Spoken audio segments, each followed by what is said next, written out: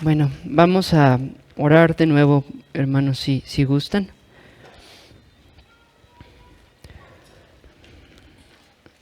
Señor, te damos gracias por que pues ya nos has permitido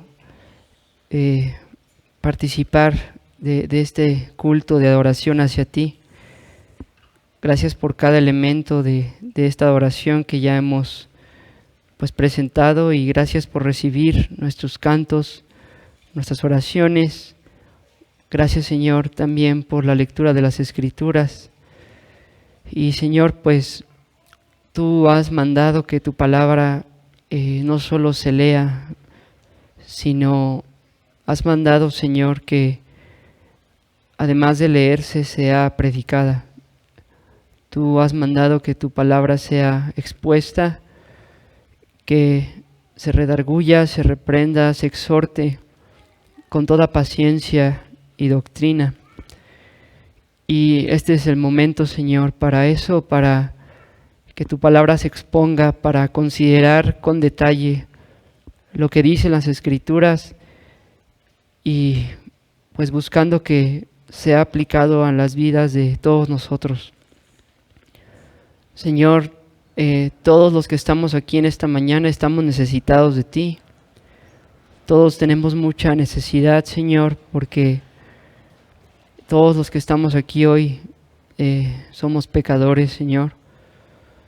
Tanto los que somos salvos como los que no. Todos tenemos lamentablemente pecado y necesitamos ayuda con esto. Los creyentes necesitamos ayuda para madurar, para crecer. Ya hemos sido liberados del poder, del dominio, del pecado, pero todavía hay pecado en nosotros y necesitamos seguir perseverando y vencer y avanzar, Señor, en esta carrera que tenemos por delante. Y para nosotros, los que estamos en Cristo, pedimos que este mensaje sirva para instruirnos, para ayudarnos, para hacernos crecer, y particularmente, Señor, como lo vamos a ver en este texto, para que aprendamos cómo debemos conducirnos como iglesia local y cómo podemos permanecer en la unidad de la iglesia. Y por el otro lado, los que no están en Cristo, Señor, están pues muy necesitados de ti también, porque ellos, Señor, pues son esclavos a sus pecados y están en condenación y necesitan, Señor, nacer de nuevo, necesitan poder arrepentirse y creer el Evangelio por primera vez. Y para ellos te pedimos eso, que tú les concedas, Señor, el arrepentimiento, les concedas creer en Jesucristo y les permitas, Señor, tener pues vida, Señor, les des ojos para ver la hermosura de Cristo, oídos para oír su voz. Les permita, Señor, poder oír, entender y poder creer. Te pedimos por la salvación de muchos que están aquí entre nosotros, que aún no han nacido de nuevo. Te rogamos que este mensaje sea usado también para que nazcan de nuevo en este día. Señor, te pedimos tu ayuda, particularmente para mí, para que me ayudes a exponer este texto con claridad, con sencillez y a la vez con profundidad, y que aún yo también reciba, por favor, la aplicación de estas palabras en mi corazón, porque también estoy muy necesitado, Señor. Pedimos tu bendición y tu ayuda en nombre de Cristo. Amén. Vamos a abrir nuestras Biblias en Filipenses, capítulo 4. Y el pasaje que vamos a estar considerando va a abarcar del versículo 1 al versículo 5. Filipenses 4, versículos 1 al 5. Cuando lo tengamos, si gustan, nos podemos poner de pie para dar lectura juntos a nuestro texto.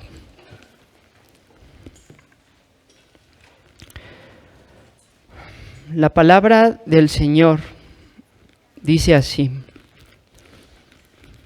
así que, hermanos míos, amados y deseados, gozo y corona mía, estad así firmes en el Señor, amados. Ruego a Evodia y a Síntique que sean de un mismo sentir en el Señor. Asimismo te ruego también a ti, compañero fiel, que ayudes a estas que combatieron juntamente conmigo en el Evangelio, con Clemente también y los demás colaboradores míos, cuyos nombres están en el libro de la vida. Regocijaos en el Señor siempre. Otra vez digo, regocijaos. Vuestra gentileza sea conocida de todos los hombres. El Señor está cerca. Amén. Podemos sentarnos.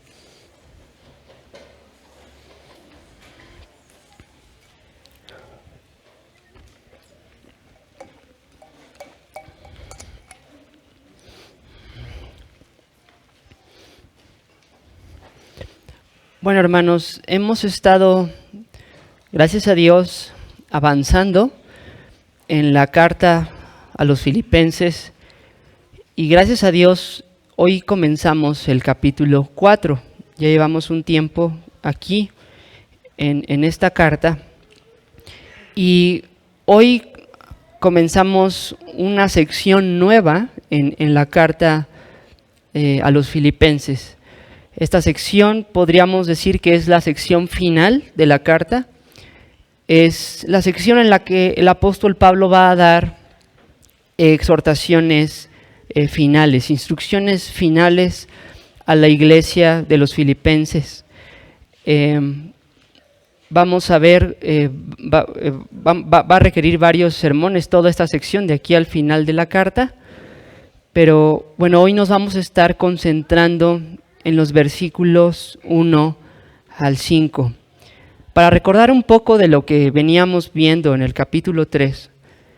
El capítulo 3 estuvimos hablando mucho de este tema de los falsos maestros, las falsas doctrinas y particularmente del legalismo. Y vimos cómo Pablo le da instrucciones a los filipenses de cómo deben cuidarse de esas cosas, de esas doctrinas, y cómo deben ellos regocijarse en el Señor. Y ahora entonces, después de haber dicho todo eso, Pablo va, por así decirlo, a volver al tema que ya habíamos visto antes, que es el de la unidad, pero Pablo lo va a hacer aquí de una manera muy, muy peculiar. La manera en la que Pablo va a abordar este tema de la falta de unidad es bastante fuerte, bastante directo, y tiene un matiz distinto al que veníamos viendo en los versículos o capítulos anteriores. Honestamente, hermanos, me ha sido bastante difícil este texto, y precisamente por lo directo que es Pablo y las cosas que maneja aquí. Y aún también, honestamente, me ha sido difícil estructurar un poco el pasaje para poderlo presentar. Pero bueno, después de considerar algunas cosas, creo yo que podemos considerar nuestro texto de hoy en 5 partes. Hay, creo yo, que 5 pasos que Pablo da para argumentar en esta sección, y de hecho casi corresponden a cada versículo. Hay 5 versículos y hay, vamos a decirlo, 5 pasos o 5 secciones mediante las que Pablo está desarrollando su argumento. Vamos a ir viendo cada parte, una por una, y pues bueno, que el Señor nos ayude y quiera aplicar su palabra. Entonces vamos a la primera parte, y para esto vamos a leer el versículo número 1. Voy a dar lectura otra vez. Dice: así que, hermanos míos, amados y deseados, gozo y corona mía, estad así firmes en el Señor, amados. Este texto ya lo habíamos leído en el sermón anterior, pero lo volví a leer, hermanos, porque de hecho hay cierta controversia o desacuerdo entre los que comentan esta carta, si este versículo pertenece a la sección anterior o a la nueva, y hay un hermano que dice que es como una bisagra este pasaje, ¿no? La bisagra es esta parte, ¿no?, en la que la puerta gira y que une como a dos secciones. Entonces creí correcto volver a leerlo, porque da un paso muy orgánico de lo que veníamos hablando a esto nuevo que Pablo va a decir en esta nueva sección. Y sabemos esto porque el texto empieza con las palabras así que. Y sabemos que siempre que vemos un así que, un por tanto, ese tipo de palabras son palabras que vinculan bloques de verdades en doctrinas. Son palabras que nos hacen pensar en lo que se había dicho antes, pararnos en lo que se había dicho y entrar al nuevo tema o a la nueva proposición que el apóstol está diciendo. Entonces, ese así que de Pablo está presuponiendo todo lo que él ha venido diciendo, y particularmente todo este tema de los falsos maestros, de las falsas doctrinas y de cómo hay que cuidarnos, ¿no?, como iglesia del legalismo y de todo lo que nos aleje de confiar solo en Cristo. Y por eso es que dice Pablo, así que, hermanos, le dice, estad así firmes en el Señor, amados. Es muy claro que ese estar firmes, como dice al final del versículo 1, es un resumen, ¿no?, de lo que él ya había dicho, de este guardarse y este regocijarse en el Señor. Esas dos cosas que Pablo estuvo enfatizando a lo largo de todo el capítulo 3 se compactan en el mandamiento de estar firmes. Como iglesia, Pablo le dice a los filipenses, concluyendo todo esto, ustedes tienen que estar firmes en el Señor.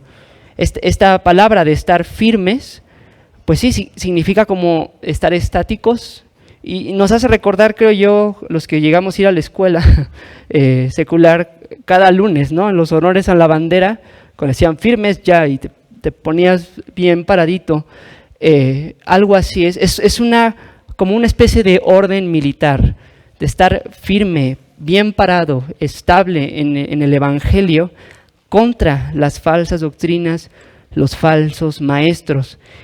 Y noten que Pablo no solo dice estén firmes y ya, sino vean cómo ahí el versículo 1, Pablo se refiere a los creyentes como hermanos, pero da más detalles sobre ellos, les llama amados, deseados, gozo y corona mía, dice Pablo.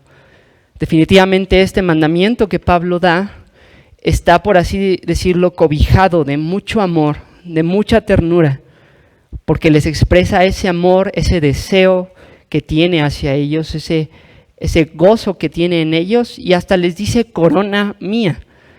Esa palabra corona se refiere a esta corona de laurel que le ponían a los atletas olímpicos como premio, ¿no?, de su carrera, que en nuestros tiempos quizás sea más entendible como una medalla o un trofeo. Cuando un atleta culmina una carrera, cuando un equipo, por ejemplo, gana un campeonato, se le dan medallas, se le da este trofeo, que es como el clímax y como algo que recompensa a esa persona como símbolo de que terminó, concluyó y venció. Entonces, para Pablo, los filipenses son su corona, en el sentido de que él, al ver su crecimiento, y ya habíamos visto en el capítulo 1 que Pablo ha visto fruto en ellos, entonces él, al ver fruto, al ver un crecimiento, los ve como una corona, como una medalla, como un fruto de su trabajo, de su servicio, de sus sufrimientos, y Pablo tiene gozo en ellos, amor hacia ellos, un deseo santo de comunión con ellos. Y Pablo es muy amoroso entrando a esta sección, porque luego va a decir algo bien duro y bien fuerte. Y vamos entonces a pasar a nuestra segunda parte, paso número 2, que corresponde al versículo número 2. Vean lo que dice Pablo ahí. Ruego a Evodia y a Síntique que sean de un mismo sentir en el Señor. Ahora, hermanos, esto es algo durísimo, porque pensemos bien que esta es una carta que Pablo manda con Epafrodito. Hemos considerado cómo Epafrodito fue el mensajero de Filipos para Pablo, y cómo viene Epafrodito ahora de regreso con esta carta. Y cuando llegaba una carta, pues es muy probable que toda la iglesia se emocionaba, ¿no? Llegó la carta de Pablo y vamos a reunirnos, y se para algún hermano a leer, ¿no? O sentado, no sé si parado o sentado, pero el punto es que se leían públicamente estas cartas. Entonces, imagínense la escena, los filipenses reunidos, el hermano que va a leer, que quizá fue Epafrodito porque él es el mensajero, y empieza a leer la carta, ¿no? Entonces imagínense que empieza a leer todo lo que hemos visto, y los filipenses súper pues contentos, felices, porque estaban bien preocupados de que Pablo estuviera mal, y empiezan a escuchar, ¿no? Pablo está muy feliz, está gozoso en Cristo, está sufriendo mucho, pero Dios está usándolo, Dios lo está ayudando, Pablo está creciendo, el evangelio sigue corriendo en Roma, dentro de todo el pretorio, como dijo Pablo, y fuera también Cristo sigue siendo anunciado. Y luego vienen todas estas instrucciones que hemos visto, ¿no? Y los filipenses seguramente las escucharon, las recibieron, pero llega este momento donde Pablo da 2 nombres explícitos en su carta. El nombre de 2 personas, son mujeres, se llama una Evodia y la otra se llama Síntique, 2 hermanas de la iglesia. Pero a veces Pablo menciona nombres y alaba cosas de estos hermanos, ¿no? A veces Pablo, como lo vimos con Timoteo y Epafrodito, que habló de Timoteo como un hermano como ningún otro, y de Epafrodito como un hermano que dio y arriesgó su propia vida por la causa del Señor. Pero aquí Pablo dice prácticamente, Evodia y Síntique, reconcíliense, por favor, ¿no? Ruego a Evodia y a Síntique que sean de un mismo sentir en el Señor.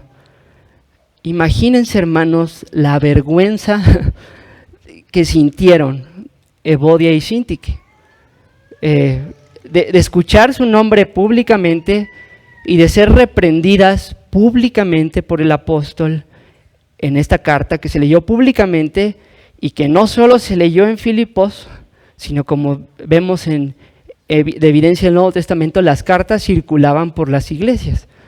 Entonces no solamente los filipenses, ya sabían de este problema muy probablemente, pero no solamente fueron expuestas Evodia y Síntique ante su iglesia local en Filipos, sino varias iglesias de ese entonces se enteraron de que ellas tenían un problema, y no solo varias iglesias de ese entonces, sino todas las iglesias cristianas, probablemente de toda la historia de la iglesia, nos hemos enterado que la hermana Evodia y la hermana Síntique tenían un problema que no querían arreglar.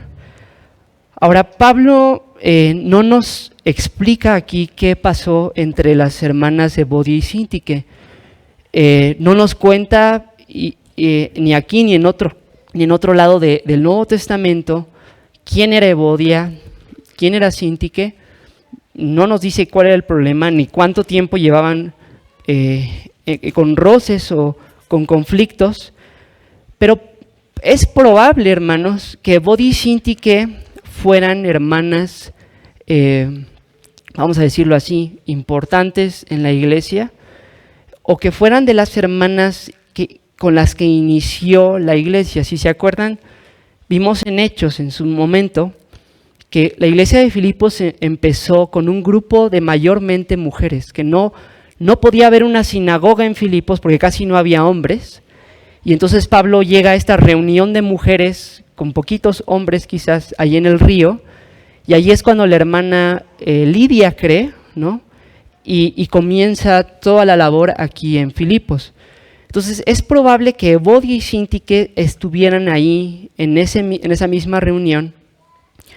Y queridos hermanos, es probable porque es obvio que este tema de Evodia y Síntique tiene que ver con todo lo que Pablo ha venido diciendo en la carta de la unidad, ¿no?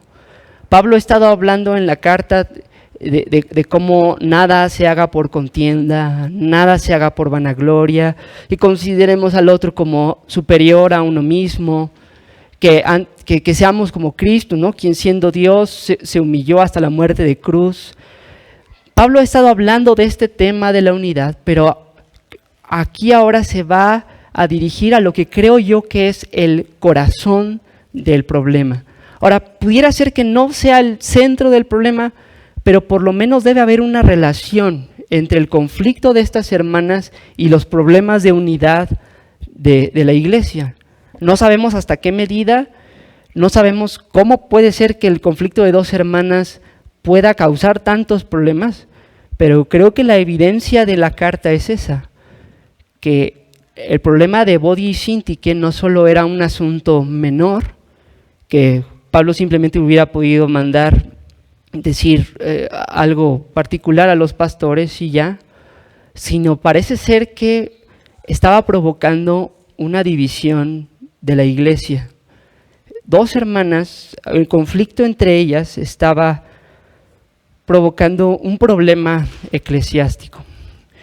Y lo que Pablo les dice a Evodia y a Síntique, si ustedes lo ven ahí, él les dice que les ruega que sean de un mismo sentir en el Señor. Ahora, es muy interesante cómo Pablo suaviza su reprensión tan directa y tan pública con un ruego, ¿no? Como Pablo no, incluso cuando tiene el deseo de exponer públicamente a las hermanas, incluso cuando tiene el deseo de dar una reprensión fuerte, como un buen pastor suaviza su lenguaje y dice, les ruego, hermanas, ¿no? Aún teniendo la autoridad de decir simplemente conténtense, hermanas, se les dice, les ruego, ¿no? Como un pastor amoroso y tierno y comprensivo. Y esta frase de que sean de un mismo sentir en el Señor, creo yo que nos debe traer a la memoria algo. Si ustedes se acuerdan, constantemente Pablo ha estado hablando del sentir en la carta. Haya pues en ustedes este sentir que hubo también en Cristo Jesús, etcétera, etcétera, ¿no? Completad mi gozo sintiendo lo mismo, unánimes, pensando una misma cosa, ¿no?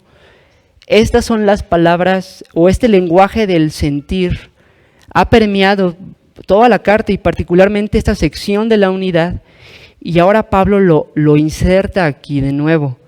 Y esta es otra evidencia, creo yo, para entender que Pablo tenía en mente a Evodia y a Síntique cuando dijo todo lo anterior sobre los asuntos de la unidad de la iglesia.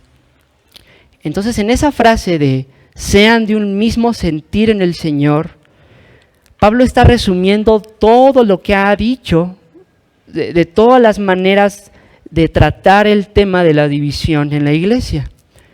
Y este sentir, dijimos que no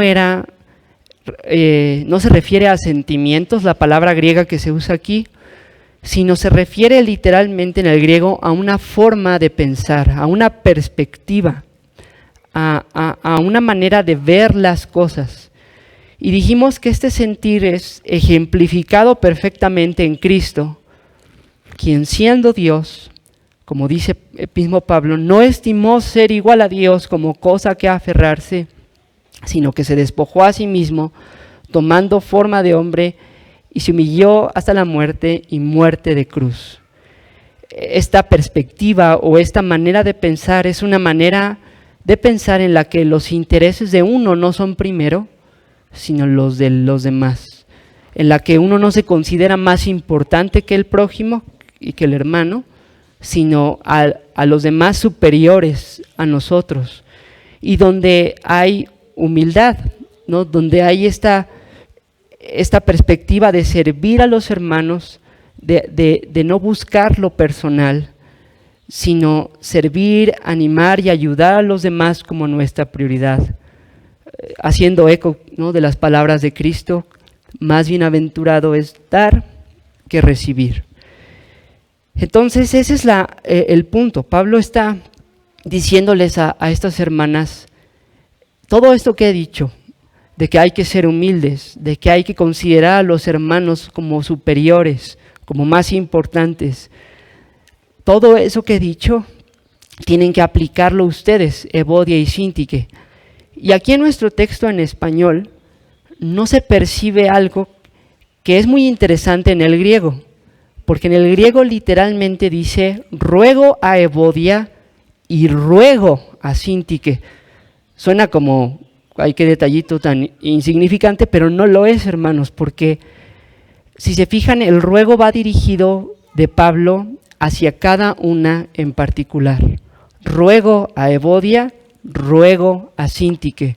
No diciendo que una es la que tiene la razón, no diciendo que una es la que está mal y la que tiene que arrepentirse, sino cada una personalmente tiene que aplicar este sentir que hubo en Cristo Jesús, esta humillación en servicio a los demás que procura la unidad de la iglesia. Y ahora, nosotros dijimos en capítulos pasados cómo este tema de la unidad está vinculado al tema de la misión de la iglesia. Dijimos que el propósito por el cual se nos manda a ser una iglesia unida es para poder extender el reino de Dios. Y por eso es que Pablo, creo yo, vuelve a sacar este tema después de hablar de los falsos maestros, después de hablar de las falsas doctrinas, y después de hablar de que hay que estar firmes como iglesia ante esas cosas. Porque ¿de qué sirve cuidarnos de afuera de las falsas enseñanzas, de enseñanzas que nos dicen que Cristo no es suficiente, si hay un problema interno, ¿no? Si hay un problema de adentro que no permite estar firmes contra esas cosas y no permite avanzar y extender el reino de Dios? Ese es el punto que otra vez le está preocupando a Pablo. La unidad viendo hacia la perspectiva de la extensión del reino de Dios, del propósito por el cual la iglesia está en este mundo. Entonces, Pablo ruega a Evodia y Síntique que sean de un mismo sentir en el Señor. Y esa fue nuestra segunda parte. Vamos ahora a nuestra tercera parte.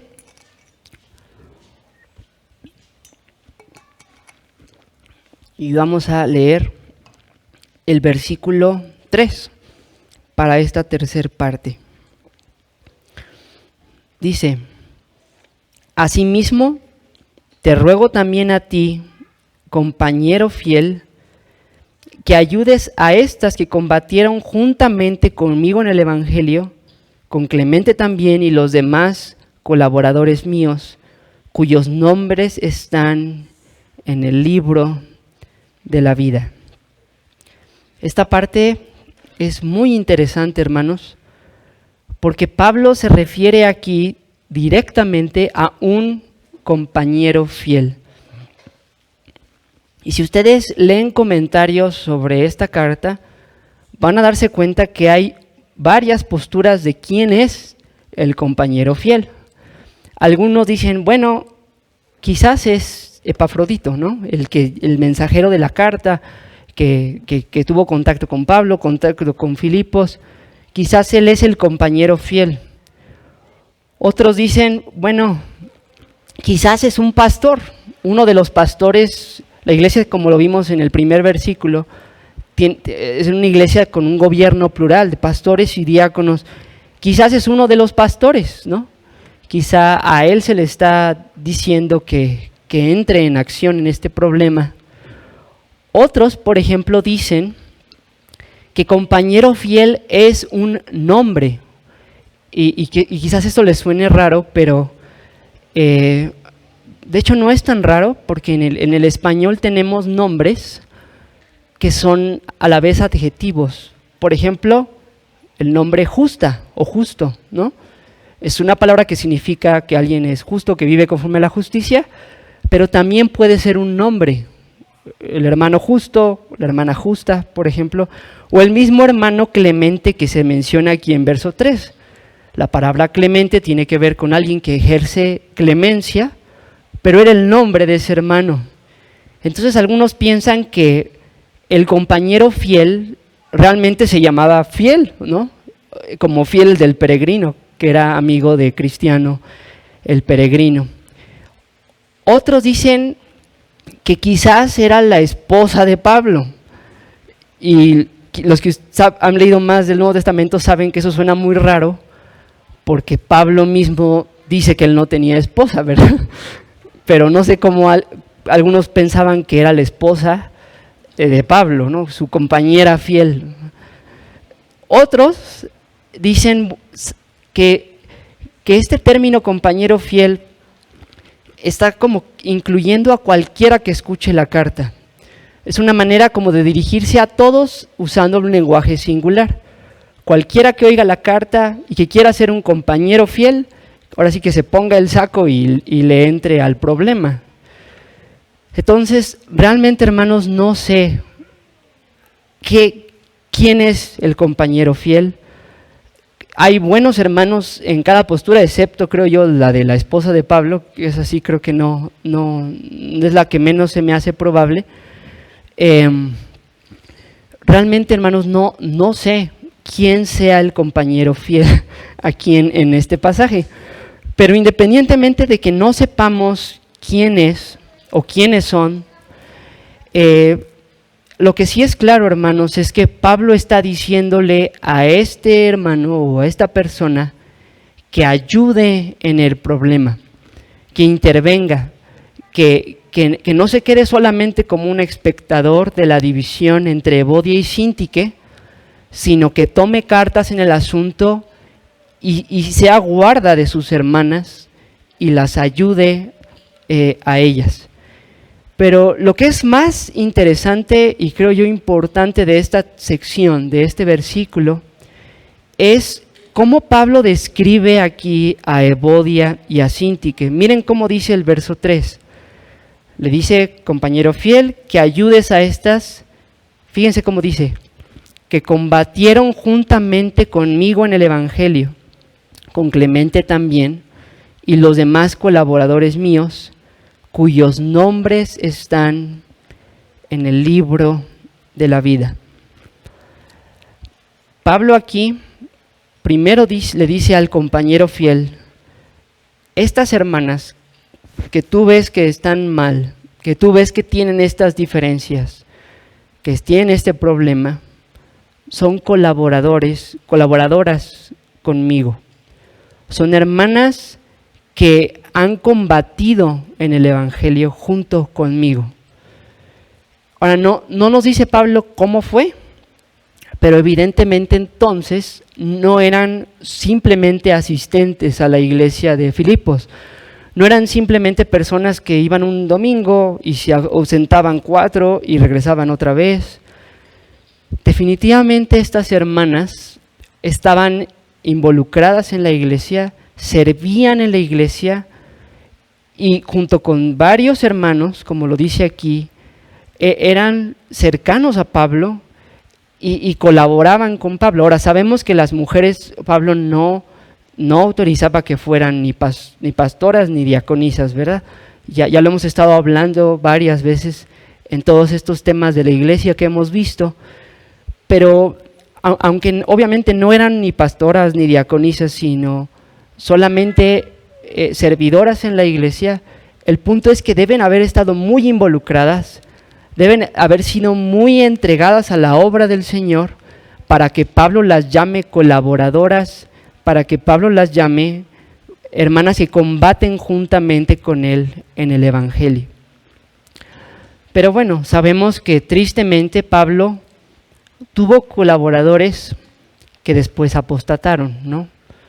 Pablo colaboró con personas que en un tiempo parecían ser salvos, parecían ser creyentes, parecía que sus vidas estaban bien, pero pasó, por ejemplo, con Demas, que se fue amando más este mundo.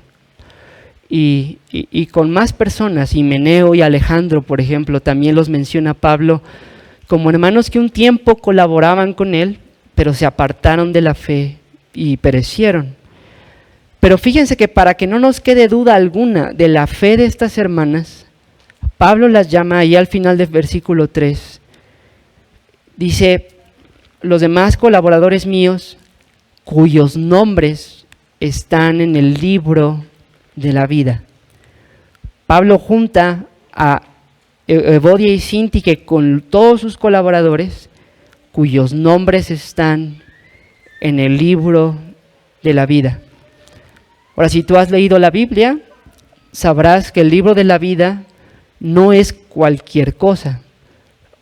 Ahora sí que no es cualquier libro, no es una palabra que Pablo puede soltar así como el libro de la vida, sino lo que Pablo cree sobre el libro de la vida es lo mismo que enseñó nuestro Señor Jesucristo cuando dijo que los creyentes están escritos, cuyos nombres están escritos en los cielos. O, por ejemplo, el apóstol Juan, si gustan vamos a ver nada más ese texto, Juan, que diga Apocalipsis 20:15, para ver un ejemplo de la importancia del libro de la vida. Apocalipsis 20:15.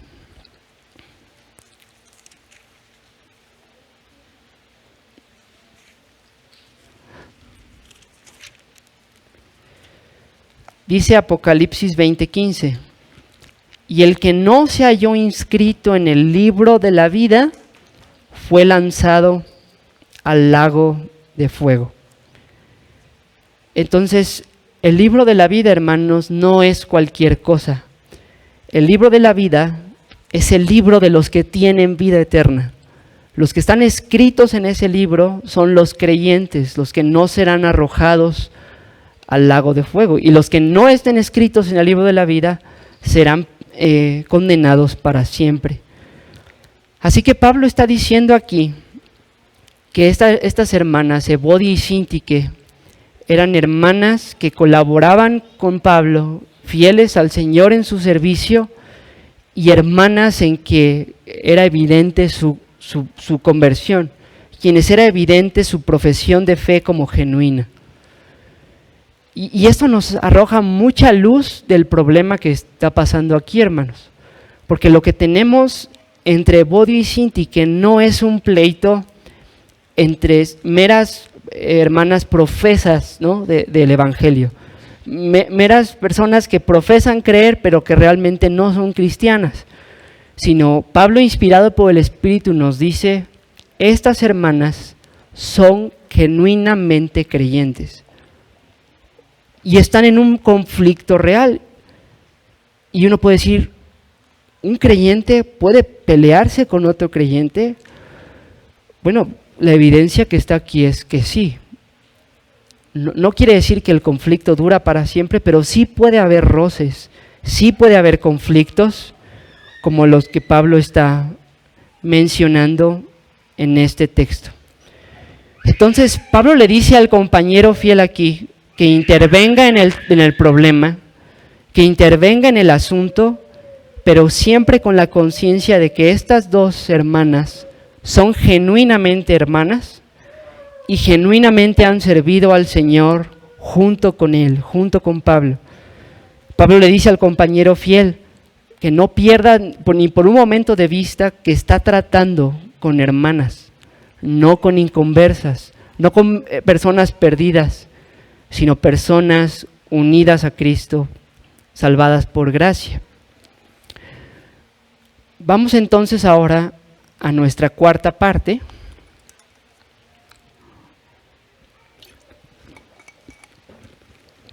Y para esto vamos a leer versículo 4 y parte del versículo 5. Dice Pablo, regocijaos en el Señor siempre. Otra vez digo, regocijaos.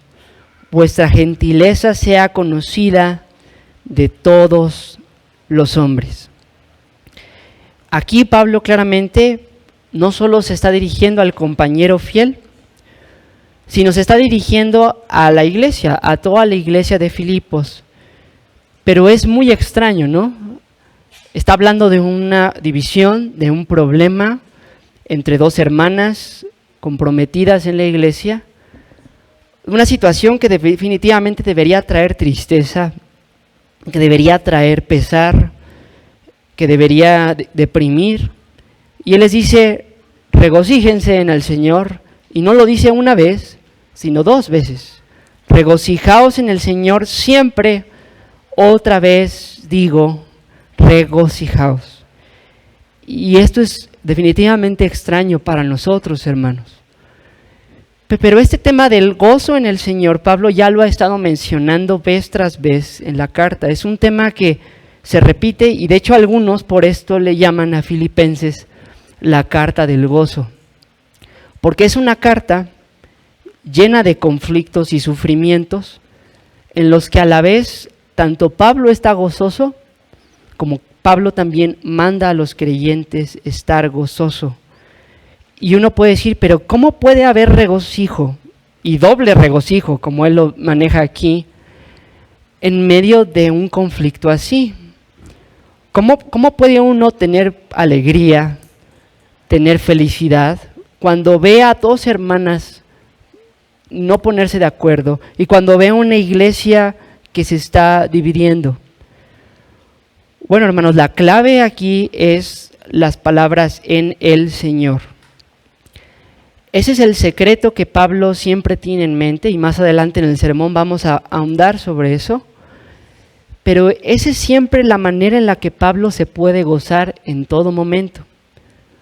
Pablo está preso, como lo vimos, en un domicilio, y él puede gozarse en el Señor estando preso. Cuando Pablo está oyendo de conflictos entre los hermanos en Roma que no predican con buenas intenciones, Pablo dice, en esto me gozo y me gozaré aún. ¿Por qué Pablo puede gozarse en medio de los problemas? ¿Y por qué manda a los creyentes gozarse en medio de este problema? Por las palabras en el Señor. Las palabras en el Señor, o a veces en la forma en Cristo, en el Señor, en Cristo, con Cristo, son palabras que Pablo usa continuamente en sus cartas para hablar de lo que hoy conocemos como la doctrina de la unión con Cristo. Esta doctrina enseña que el creyente y Cristo están unidos, y el ejemplo más cercano a esa unión que Pablo da en Efesios 5, de hecho, es el matrimonio. Así como el hombre deja a su padre y a su madre y se une a su mujer, y ya no son más dos, sino uno, también nosotros al arrepentirnos, confiar en Cristo, somos unidos a Él. Ya no somos más esclavos al pecado, ya no estamos más bajo la potestad de Satanás, sino que ahora estamos casados con Cristo, unidos a Él, y todo lo que es verdad de Él, así como en el matrimonio, es verdad de nosotros, la esposa de Cristo. Y es muy importante entender esto, hermanos, porque cuando uno entiende lo que es la unión con Cristo, lo que es este matrimonio con Cristo, uno entiende cómo es que entonces Pablo se puede gozar siempre y cómo es que Pablo les puede decir a estos hermanos que se regocijen en el Señor siempre. Y el punto es este: lo que pasa es que la unión con Cristo, hermanos, es indisoluble. El matrimonio con Cristo va a perdurar por la eternidad. Como Pablo lo dice en Romanos 8, que no hay cosa creada que nos pueda separar del amor de Dios en Cristo Jesús, Señor nuestro. Nada, ni lo alto, ni lo profundo, ni principados, ni potestades, ni lo presente, ni lo porvenir. Nada, dice Pablo en Romanos 8, nos podrá separar del amor de Dios que es en Cristo Jesús, Señor nuestro. para Dios no existen divorcios en este tema de la unión con Cristo.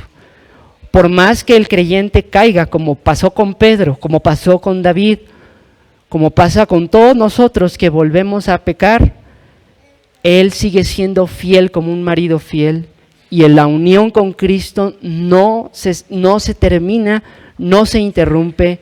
Él jamás nos abandona, aunque nosotros caigamos en ocasiones. Y por eso, hermanos, es que podemos regocijarnos en el Señor siempre. ¿Por qué? Porque si fuera a regocijarse en las circunstancias, debido a que las circunstancias cambian de un segundo a otro, de un momento a otro, regocijarse sería imposible, sería realmente algo ilógico. ¿Cómo podríamos regocijarnos cuando nos pasó algo que nos daña, cuando nos pasó algo que nos hace tristes? Pero como la unión con Cristo no es afectada, ni siquiera por nuestras caídas como creyentes, ni siquiera cuando caemos más bajo como David o como Pedro, esa unión se rompe ni se interrumpe.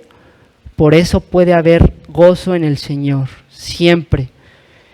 Y Pablo lo que está haciendo aquí es eso, diciéndoles a los filipenses, recordándoles su unión con Cristo y llamándolos a dejar de considerar lo que sea el pleito entre estas hermanas y a enfocarse en el gran gozo de estar casados con Cristo, en el gran gozo de estar unidos a Él, de ser su esposa y tener gozo en eso.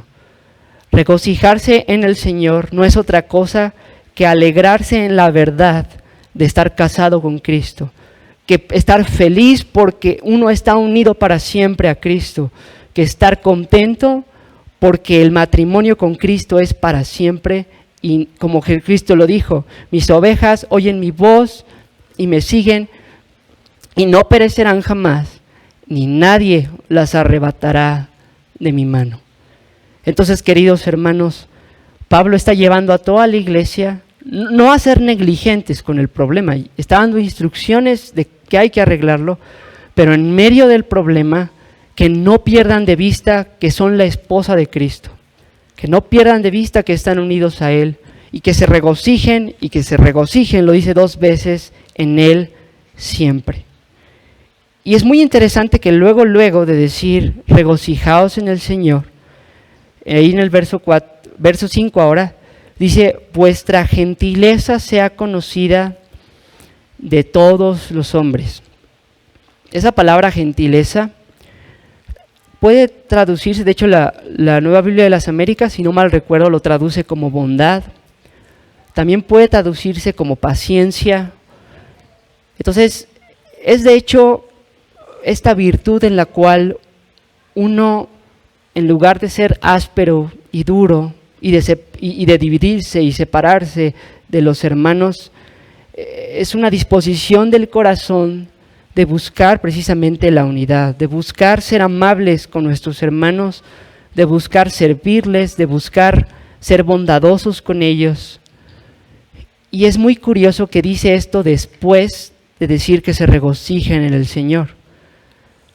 Porque es obvio, hermanos, si lo que está en la mente de la iglesia de Filipos es que ellos son la esposa de Cristo, que están unidos a Él, eso automáticamente o lógicamente, mejor dicho, debe llevarlos a ellos a ser gentiles entre ellos, a ser amables, a ser bondadosos, a ser pacientes entre ellos.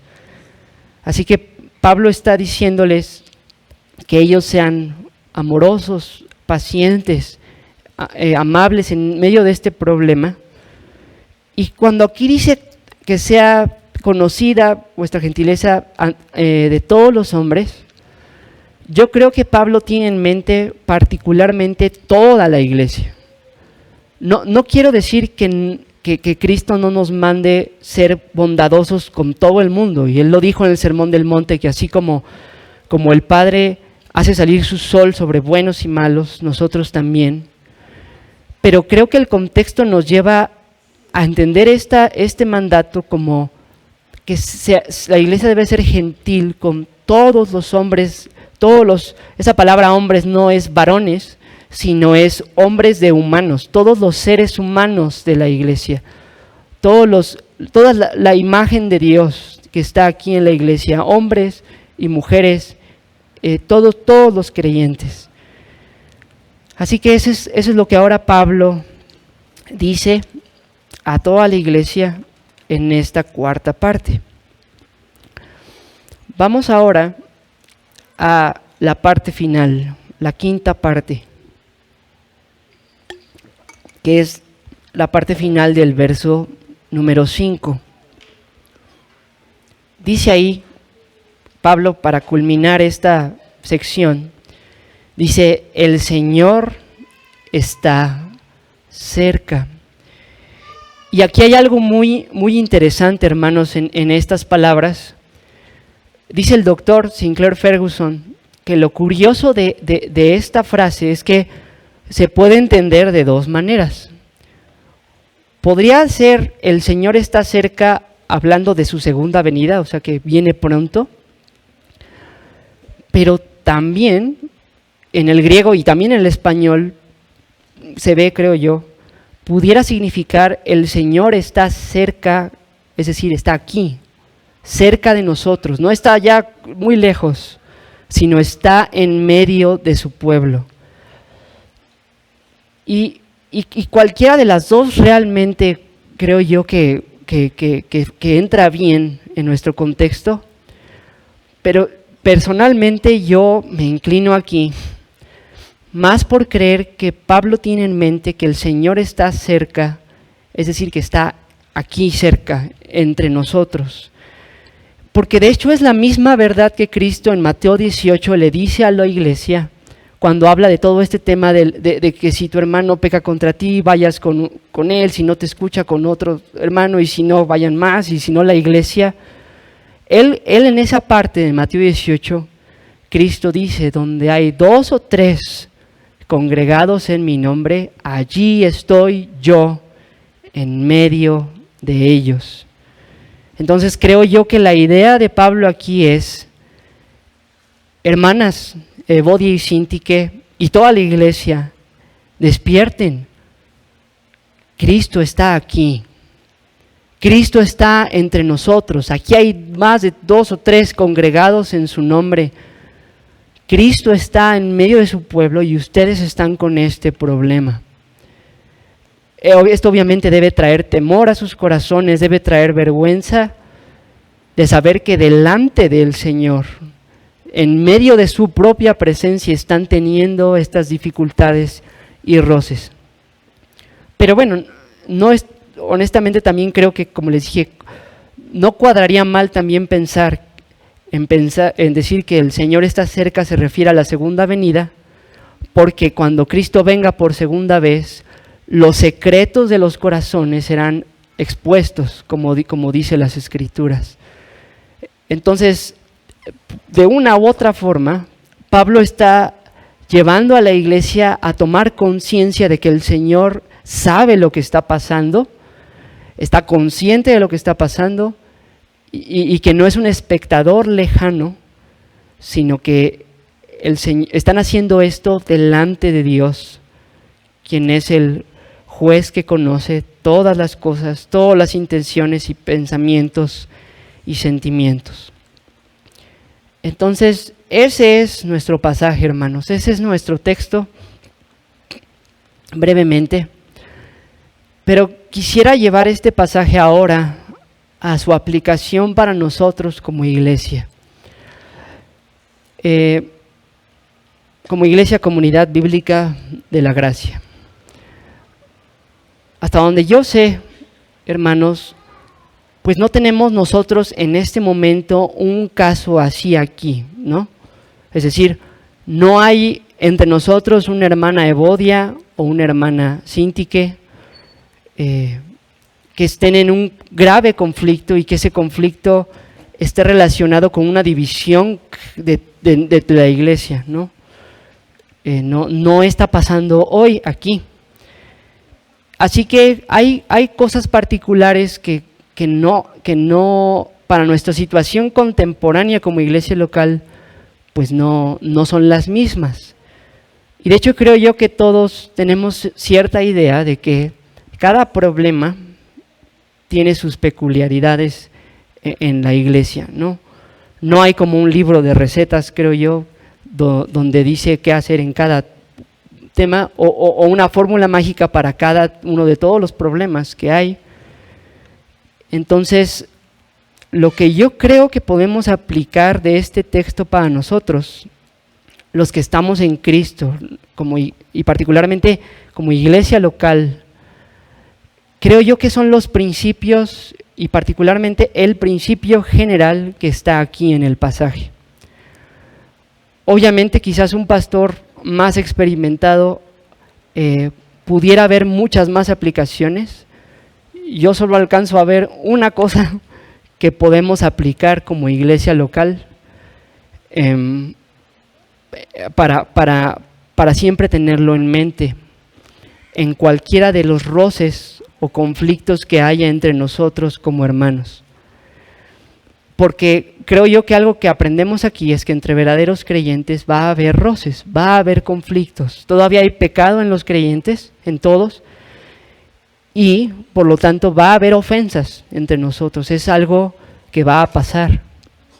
Creo yo entonces que aquí hay algo fundamental, hay algo básico que aprendemos que nos puede ayudar como punto de partida en cada problema.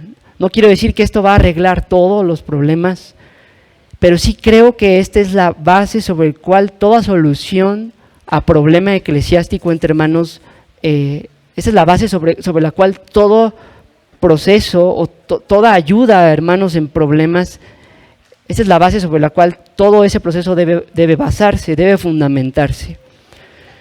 Y quisiera que lo vean conmigo. Voy a leer el versículo 1, el versículo 2 y el versículo 4 y voy a hacer énfasis en una frase que se va a repetir en estos tres versículos. Versículo 1, versículo 2 y versículo 4. Vean el versículo 1. Así que, hermanos míos, amados y deseados, gozo y corona mía, estad así firmes en el Señor, amados. Ahora veamos el versículo 2. Ruego a Evodia y a Síntique que sean de un mismo sentir en el Señor. Versículo 4. Regocijaos en el Señor siempre. Otra vez os digo, regocijaos. Hice énfasis en tres palabras en cada uno de estos versículos. Si ustedes se fijan, la frase en el Señor está aquí 3 veces en el pasaje. Creo yo, hermanos, que lo que se encapsula en esta frase es la clave de nuestro pasaje, es el punto principal y es lo que pasa directo como aplicación a Comunidad Bíblica de la Gracia y a cada iglesia local. Como ya lo hemos dicho hoy mismo y como se ha estado viendo cuando vimos Efesios, Filipenses, Colosenses y Gálatas también, esta frase en el Señor, en Cristo, con Cristo, es la frase que resume la doctrina de la unión con Cristo, nuestro matrimonio con Él. Y lo que yo quiero tratar de expresar, hermanos, es que lo que yo veo aquí es que Pablo está llevando a los creyentes de Filipos a esta realidad para solucionar el problema de la división de estas hermanas y obviamente de toda la iglesia. En Cristo, en el Señor, es la respuesta fundamental que Pablo de hecho da siempre en todas sus cartas para todas las cosas. Si ustedes quieren hacer el ejercicio y estar atentos a leer las cartas de Pablo, van a ver que la frase en Cristo, en el Señor o con Cristo se repite una y otra vez. Para Pablo, en Cristo es la manera más básica y fundamental de concebir a un cristiano. Pablo, de hecho, nunca usa el término cristiano en sus cartas. Significa que esté mal, pero para Pablo, un cristiano es lo más fundamental, lo más básico, es una persona unida a Cristo, casada con Cristo. Y la iglesia, tanto local como universal, para Pablo es en primer lugar y en punto fundamental la esposa de Cristo, de manera corporativa. Queridos hermanos, primeramente la unión con Cristo es para Pablo la verdad fundamental para concebir a un cristiano, porque de hecho, hermanos, la unión con Cristo es el corazón de la redención. A veces cuando pensamos en salvación, pensamos en el perdón de los pecados, lo cual no está mal, pero no es el núcleo de la salvación. O pensamos en la liberación del pecado, que tampoco está mal, es cierto, pero no es el núcleo, no es la raíz, no es el centro. O pensamos en la adopción, por ejemplo, que también es verdad, pero no es el corazón de la salvación. Pablo presenta la redención primeramente como la unión con Cristo, como el matrimonio con Él. Y todas las demás cosas que él menciona, el perdón de pecados, la justificación, la adopción, el nuevo nacimiento, la santificación y la glorificación, son solo ramas, son solo ramificaciones que emanan de este núcleo, de este centro. El corazón de la salvación, hermanos, es unirse a Cristo. Ese es lo más básico y fundamental de lo que consiste ser salvo. ¿Y por qué? Porque, queridos hermanos, el propósito principal del ser humano, como los hermanos del Catecismo de Westminster, lo resumieron bien. El propósito fundamental del hombre es glorificar a Dios y gozar de Él para siempre. Ese es el fin del hombre. Para eso existe el ser humano, para glorificar al Señor y disfrutarlo, gozar de Él, deleitarse en Él. Ese es el corazón del propósito de Dios para los creyentes. Y eso solo es posible unidos a Cristo. Porque Cristo quitó la barrera para que podamos glorificar a Dios y gozar de Él para siempre. Esa barrera es nuestro pecado. Por ser culpables no podemos glorificar a Dios ni gozar de Él para siempre. Por ser esclavos del pecado no podemos glorificar a Dios y gozar de Él para siempre. Por ser hijos del diablo no podemos glorificar a Dios y gozar de Él para siempre. Y esa barrera Cristo la derribó. Cristo vivió la vida perfecta que deberíamos vivir. Cristo sufrió el castigo que deberíamos sufrir en la cruz. Cristo venció el pecado que deberíamos vencer y resucitó de los muertos. Cristo cumplió todo lo necesario para que uniéndonos a Él, Él nos lleve a Dios y podamos glorificarle y gozar de Él por siempre. Entonces, hermanos, en Cristo, es mi frase favorita en la Biblia, porque es la frase favorita de Pablo, y debe ser el concepto favorito de nosotros, porque es el corazón de nuestro cristianismo y de nuestra identidad como creyentes. Somos la esposa de Jesucristo, estamos casados con Él. Y esta doctrina, este matrimonio, es lo que hace inconcebible que haya una división en la iglesia, ¿no? Si somos un solo cuerpo, y como cuerpo somos una esposa de Cristo, una sola esposa compuesta de varios miembros. Y si todos nosotros, tan diferentes como somos, con tantas diferentes personalidades y gustos y estaturas y todo lo que y personalidades y todo eso, pero si todos somos miembros de Cristo, si todos somos su esposa, luego entonces no es lógico, no es coherente, no es algo consecuente que tengamos una división si estamos unidos todos a Cristo.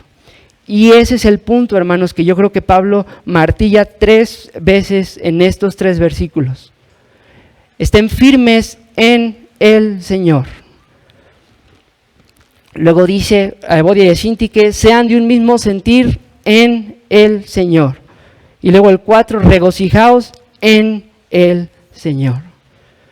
Entonces, hermanos, como les digo, cada problema tiene sus particularidades y sus cosas que hay que atender de forma particular.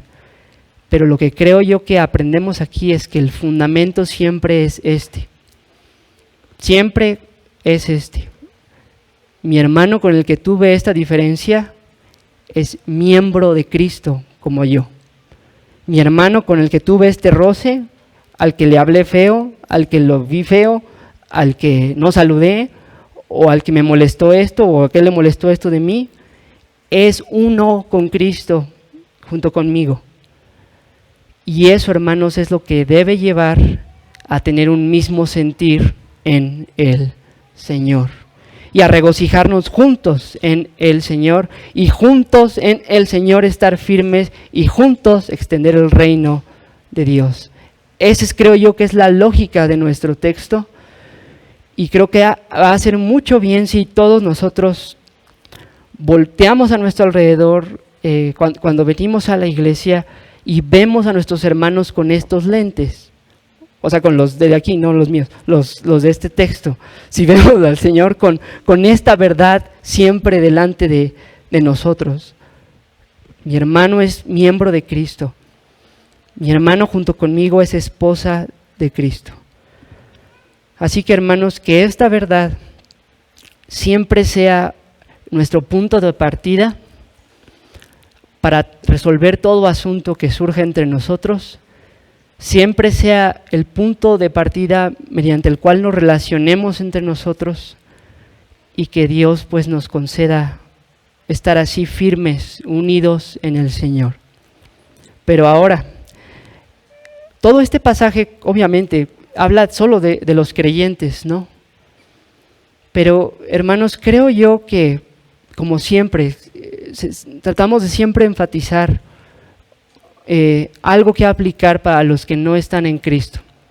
Sabemos que siempre entre nosotros hay no creyentes que están aquí y nos gozamos que estén aquí y queremos y anhelamos su conversión. ¿Qué podemos aplicar para ellos hoy, esta mañana? Si alguien no está en Cristo, bueno, querido amigo, quizá te suena atractivo lo que hoy viste, ¿no? El libro de los Hechos, de hecho, nos dice que la iglesia impactaba a las personas, ¿no? Que la veían, porque veían que tenían todas las cosas en común y cómo se amaban. Y quizá tú escuchas de esta unión con Cristo y de esta unidad, y de esta reconciliación, y quizá te llama la atención, y quizá tú dices, bueno, pues voy a intentar reconciliarme con tal o cual persona con la que tuve tal o cual cosa. Si tú no estás en Cristo y tienes un problema con alguien, he tratado de enfatizar vez tras vez que este tema solo aplica para los que están en Cristo. La Biblia nos enseña que la verdadera reconciliación fuera de Cristo es imposible. ¿Y por qué, queridos amigos? Porque la Biblia nos enseña que siempre para todo bien debemos partir de Dios. Dios es el creador. Dios es el que ordena todas las cosas. Dios es la razón y causa de todo. Toda verdad siempre es su verdad. Él es la base y fundamento de cada cosa y de todas las virtudes. Querido amigo, intentar reconciliarte con alguien, así nomás porque sí, de nada te va a aprovechar. Y de hecho no vas a poder reconciliarte genuinamente del corazón con nadie, porque esto es solo un privilegio que se goza en Cristo. Fuera de Cristo el hombre no puede salir del pecado, Y aunque externamente se reconcilie con alguien y ponga gran sonrisa y se abrace con alguien, la verdadera reconciliación siempre, siempre, siempre parte primero de haber sido reconciliado con Dios. De nada sirve, querido amigo, si tú no estás en Cristo y quieres nada más reconciliarte con los que has ofendido para calmar tu conciencia. Eso no arregla nada. La Biblia enseña que tú como yo, al primero que has ofendido es a Dios por desobedecer sus mandamientos. Del primero que te has separado y del que te has enemistado es Dios. Y esta gran barrera de tus pecados no es posible para ti cruzarla. No es posible para ti borrarla. Es una deuda eterna que tienes que no puedes pagar. Es una corrupción y esclavitud al pecado que no puedes vencer. Necesitas un Salvador. Y la gran noticia que tenemos para ti esta tarde es que ese Salvador es Cristo. Cristo, Jesucristo siendo Dios, se hizo hombre, vivió una vida perfecta en nuestro lugar para hacer lo que nosotros deberíamos haber hecho, guardar la ley de Dios. Él lo hizo por nosotros para que sea tomado a nuestra cuenta. Después de vivir una vida perfecta en la cruz del Calvario, Él pagó el infierno que merecemos por desobedecer la ley de Dios. Y después de pagar la deuda completa, fue sepultado, pero resucitó al tercer día porque venció el pecado que nosotros no podemos vencer por nosotros mismos. Habiendo vivido perfectamente, pagado nuestros pecados y resucitado de los muertos, volvió con el Padre y Él ahora es el Señor y Cristo, el Salvador de los pecadores. Y querido amigo, la reconciliación con Dios es gratuita a través de Él. Dios nos manda no a tratar de enmendar nuestra relación con Dios, no a tratar de ponerle parches y tratar de producir cosas o tratar de hacer cambios. Dios nos manda a arrepentirnos, lamentar y rechazar esas cosas que hemos hecho, pero no confiando en nosotros, sino confiando en Jesús, confiando en este Cristo, nuestro reconciliador, confiando en su vida, su muerte, su resurrección, como la única salida para volver a estar en paz con Dios. Y estando unido a Cristo en paz con Dios, es que entonces puede venir esto de reconciliarse con los demás. Y solo entonces. Fuera de Cristo no es posible estar en paz con Dios, ni con la imagen de Dios que es el hombre. Porque, querido amigo, si uno está mal con Dios, no hay paz, como dice la Biblia, para los impíos, para los pecadores. Así que te llamamos a ti, querido amigo, a arrepentirte, a confiar en Cristo hoy. Si te arrepientes y confías en Él, serás salvado. Y que Dios nos ayude entonces a que todos los que estamos aquí podamos ser de estos que están unidos a Cristo y que son una sola esposa en Cristo y que glorificaremos a Dios y gozaremos de Él para siempre. Amén. Vamos a orar.